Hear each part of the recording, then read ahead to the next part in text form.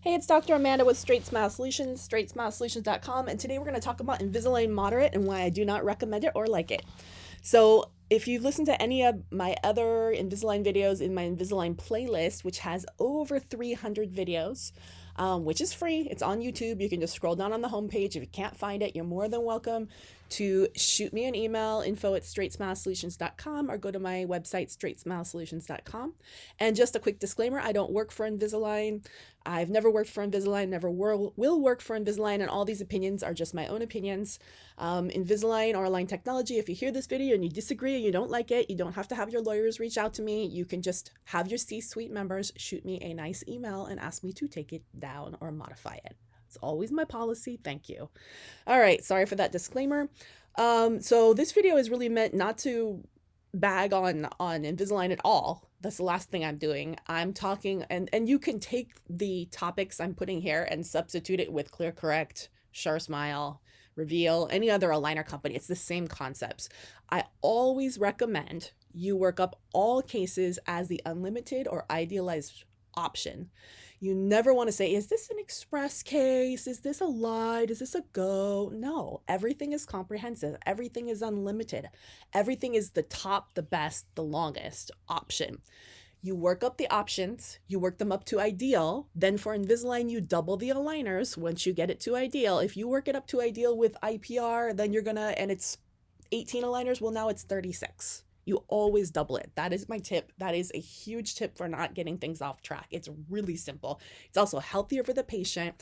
Patient's happier. It's cleaner, less discomfort, lower forces. It's just a win-win-win-win-win. And of course, you're putting them on 7-day changes, not 10, not 14.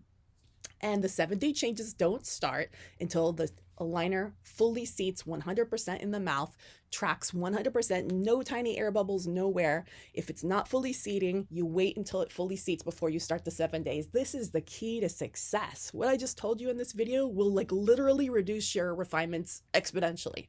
It's so simple, okay? All cases are unlimited. All cases are comprehensive. Work them up, double them. If you work them up and double them and it's still 20 aligners or less, well then fine. I don't care. Go do a moderate. Go do a light. If you work it up and double it and it's 13 aligners, well, that's not possible. Maybe 12 aligners, initially 6. Fine. Great. Put it in the light. I don't care. That's really what it comes down to. But once you start to do this, you're going to realize that very few cases actually are predictable.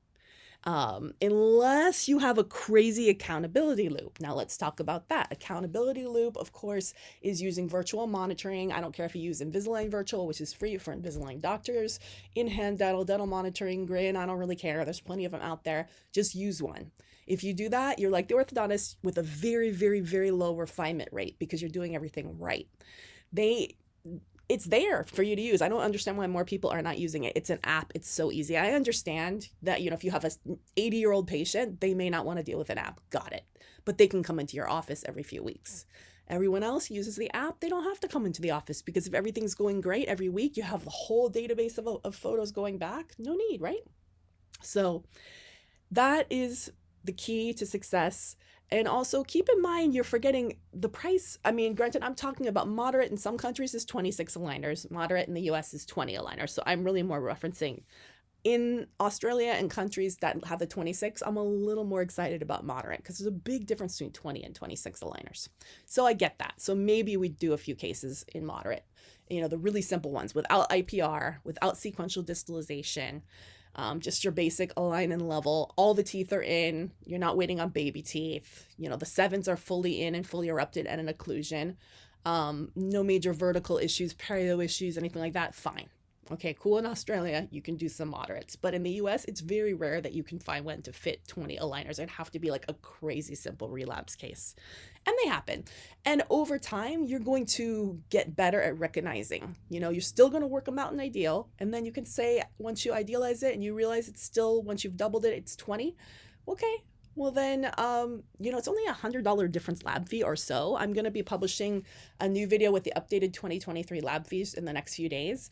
But it's not that much of a price difference. And remember, you only get one refinement. So all it takes is one oopsie on your patient. Now you're out of refinements. And then after that, I think it's something like $100 and something for the next refinement. It adds up. And now it's more than you would have paid for a comprehensive.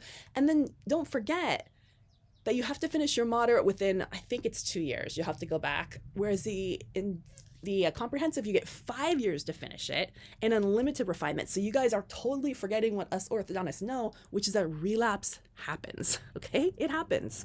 Patients are going to forget. They're going to lose their aligners. They're going to go off to college sometime between, let's say you finish the case in 8 months. Well, now you have a little more than 4 years left. Well, 3 years from now, little Johnny might go off to Michigan and forget to wear his aligners because he went on a fraternity trip and he relapses.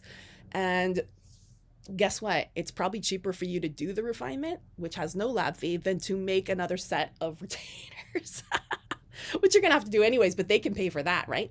So now you can offer them almost like an insurance policy. You can say the expiration date on this insurance policy is, you publish it 5 years from when you started the initial case. And if you need retreatment during that 5-year window at any time, then you don't have to pay the full fee. You're only going to pay 50% of the fee, which is just doctor's fee, right? So now you're making a profit, but you don't have a lab fee. The patient feels like they got something, and that's just a value add. So I don't know if you see the benefit of that, but this is going to happen more often than you think. Patients are going to relapse. They're going to get frustrated because they just finished treatment 6 months ago, and then you're like, oh, sorry, it's a full fee. What?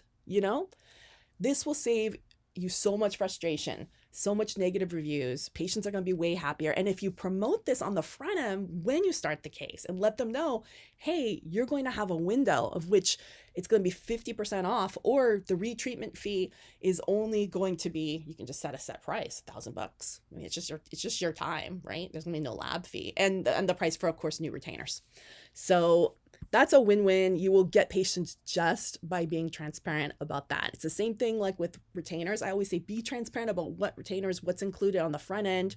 Let them know if there's going to be additional fees for additional retainers later. Of course, there should be. Remember, you can't just have one set of retainers for a lifetime. You have to have multiple sets, and no orthodontist gives unlimited retainers. They either make them opt into a program, a subscription model, or something like that. If somebody is just throwing in free and unlimited retainers with every case, they are never going to be able to sell that practice later.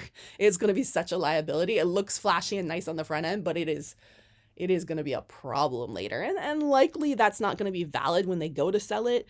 So it's just going to cause a disaster. Don't do that. Don't do that. Anyways, hopefully this was helpful, and I convinced a lot of you guys not to do moderate, always do comprehensive, always do clear, correct, unlimited, etc., etc. All right, thanks.